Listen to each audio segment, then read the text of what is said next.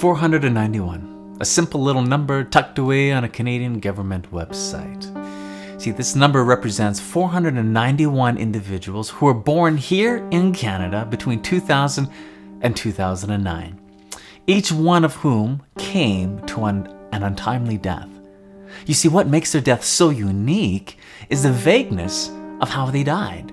There was no investigation. There's zero indication of how they died. Not even their names were recorded. You see, each one of these 491 people were victims of an attempted abortion. Each of these babies' lives that were supposed to have been terminated, but for whatever reason, they survived the abortion and they were born alive. And because these babies were born alive, Canadian law recognizes each one of these nearly 500 people as persons, having full rights under the law just like any other Canadian citizen, having rights such as the right to live and health care. The question is, were they treated fairly under the law? We don't know. We don't know anything about how they died except that they were born alive and now they're dead. Imagine that your loved one had an untimely death. I mean, wouldn't there be an investigation? If there was foul play, the people responsible would be brought to justice and they would be put in jail. However, none of these 491 deaths they're not even investigated. Maybe these babies, after they were born, they were killed by the mother's request.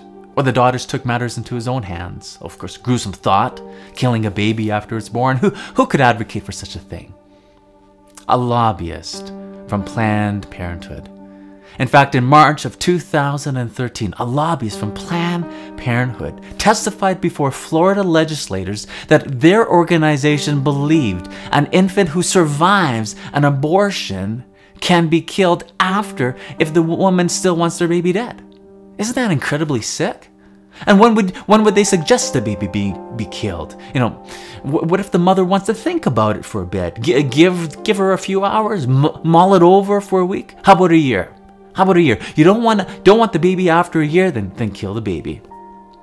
See, of course this is wrong because baby is a person. You see, that's the point.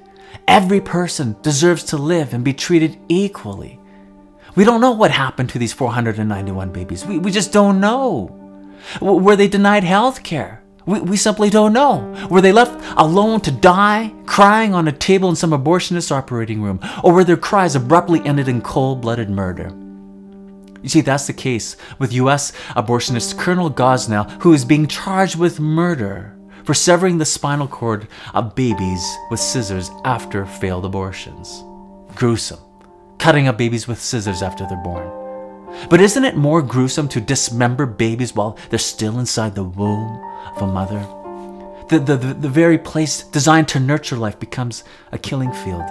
You see, 2 of his employees have already pleaded guilty to third-degree murder and have testified this happened hundreds of times. Was this the fate of the nearly 500 babies in Canada?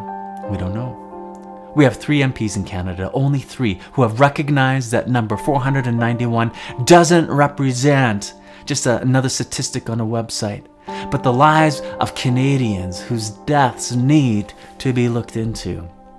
I would invite you to email your MP or Prime Minister Harper and ask him to investigate the nearly 491 babies who died after an abortion.